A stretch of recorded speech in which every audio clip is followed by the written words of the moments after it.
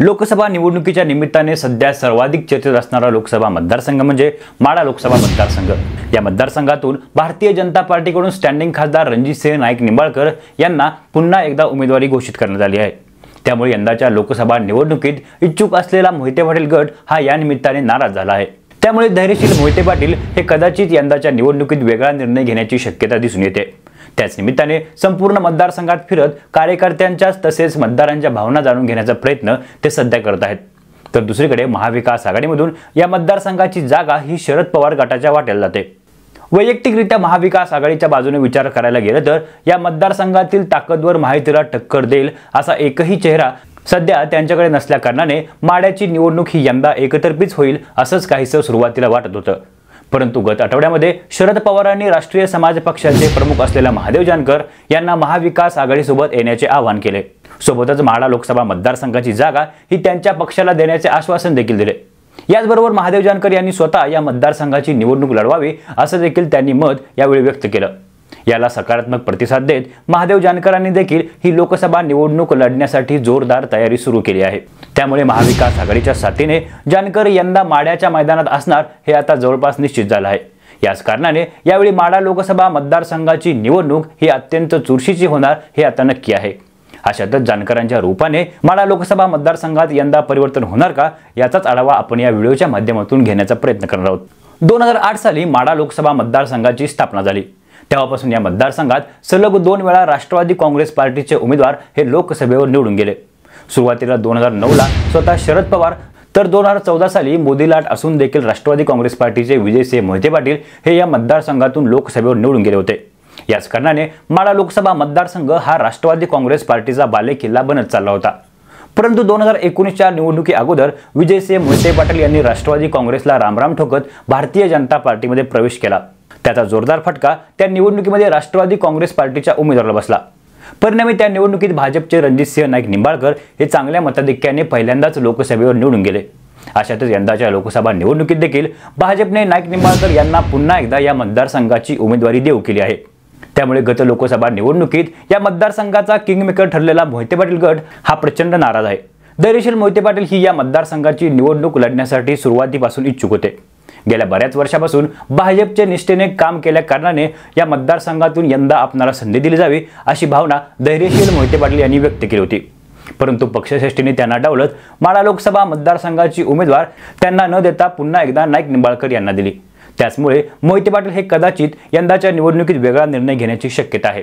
त्याच दरम्यान मोहिते पाटील हे शरद पवारांच्या राष्ट्रवादी काँग्रेसमध्ये प्रवेश करणार अशा देखील चर्चा या निमित्ताने सुरू आहेत।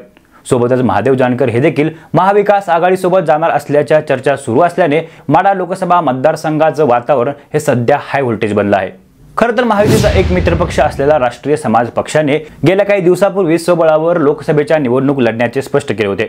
अशातच या पक्षाचे अध्यक्ष महादेव जानकर यांनी आपण परभणी तसेच माढा लोकसभा मतदारसंघाची निवडणूक लढणार असल्याचे जाहीर केले होते। याविरुद्ध दुसरीकडे महाविकास आघाडीतील शरद पवार गटाकडे माढ्यातून जोरदार लढत देईल असा तगडा उमेदवार नसल्या कारणाने जानकरांनी आपल्या सोबत यावे असे आवाहन शरद पवारांनी केले होते। सोबतच यंदाच्या लोकसभा निवडणुकीत माढा मतदारसंघातील महाविकास आघाडी ही जानकरांच्या पाठीशी असेल असे देखील पवारांनी यावेळी स्पष्ट केले होते। त्यावर सुरुवातीला महादेव जानकरांनी सावध भूमिका घेत पवारांच्या ऑफरबद्दल आभार व्यक्त केले होते। त्यानंतर बरेच दिवस जानकर हे काय निर्णय घेतील याबद्दल साशंकता होती। परंतु काल परवाच महादेव जानकर यांनी शरद पवारांची भेट घेतल्याने जानकर हे माढा लोकसभा मतदारसंघाच्या मैदानात हे महाविकास आघाडीच्या साथीने असणार यात आता कोणती शंका राहिली नाहीये। त्यामुळे जानकरांच्या रूपाने शरद पवार पुन्हा एकदा माढा लोकसभा मतदारसंघावर आपलं वर्चस्व सिद्ध करून दाखवतील का हे या निमित्ताने पाहणं महत्त्वाचं आहे। तसं पाहायला गेलं तर माढा लोकसभा मतदारसंघ हा धनगर तसेच ओबीसी बहुल मतदारसंघ आहे। त्यामुळे धनगर तसेच ओबीसी समाजाचे नेतृत्व करत असलेल्या महादेव जानकर यांना यंदाच्या निवडणुकीत मतांच्या रूपाने त्याचा फायदा होताना दिसेल। तसेच जानकरांच्या राष्ट्रीय समाज पक्षाची ताकद देखील या मतदारसंघामध्ये कमी अधिक प्रमाणात दिसून येते। याचबरोबर महादेव जानकर यांचं हे होम ग्राउंड असल्या कारणाने या मतदारसंघातील सर्व खचखळगे हे त्यांना चांगल्या पद्धतीने माहीत आहेत। त्यामुळे या सर्व गोष्टींचा फायदा जानकरांना या निवडणुकीत होण्याची शक्यता दिसून येते। तसेच या मतदारसंघात स्वतः शरदचंद्र पवार यांना मानणारा मोठा असा मतदार वर्ग आहे। त्यामुळे या मतदारांची साथ देखील महाविकास आघाडीच्या रूपाने महादेव जानकरांना मिळाली तर यंदाच्या लोकसभा निवडणुकीत ते महायुतीला जोरदार अशी टक्कर देऊ शकतील। माढा लोकसभा मतदारसंघाचा सध्याच्या घडीला राजकीय आढावा घ्यायचा झाला तर या मतदारसंघामध्ये महाविकास आघाडीच्या विचाराचा एकही आमदार नाहीये। या मतदारसंघातील राष्ट्रवादी काँग्रेस पार्टीचे सर्व आमदार फुटीनंतर अजित पवार यांच्यासोबत गेल्याने शरद पवारांना ताकद देईल असा एकही चेहरा या मतदारसंघात सध्याच्या घडीला दिसून येत नाहीये। परंतु असे असले तरी देखील दुसरीकडे राष्ट्रवादी काँग्रेस पार्टीच्या फुटीनंतर वेगळा निर्णय घेतलेल्या आमदारांबद्दल प्रचंड विरोधाभास हा त्यांच्या मतदारसंघामध्ये पाहायला मिळतोय। त्याचा फायदा एकंदरीत महाविकास आघाडीच्या उमेदवाराला हा येत्या निवडणुकीत होताना दिसेल। अशातच माढ्यातून महादेव जानकर हा एक योग्य पर्याय महाविकास आघाडीसाठी असू शकतात। त्याचमुळे शरद पवारांनी योग्य वेळी योग्य डाव टाकत जानकरांना आपल्या सोबत येण्याचे आवाहन केले आहे। महादेव जानकर यांनी या अगोदर देखील 2009 साली याच मतदारसंघातून स्वबळावर लोकसभेची निवडणूक लढवली होती। त्या निवडणुकीत त्यांचा पराभव झाला होता, परंतु त्या निवडणुकीत त्यांनी जवळपास 1 लाख मते ही स्वबळावर मिळवली होती। अशातच अलीकडच्या काळात या मतदारसंघामध्ये राष्ट्रीय समाज पक्षाची ताकद ही वाढलेली दिसत आहे।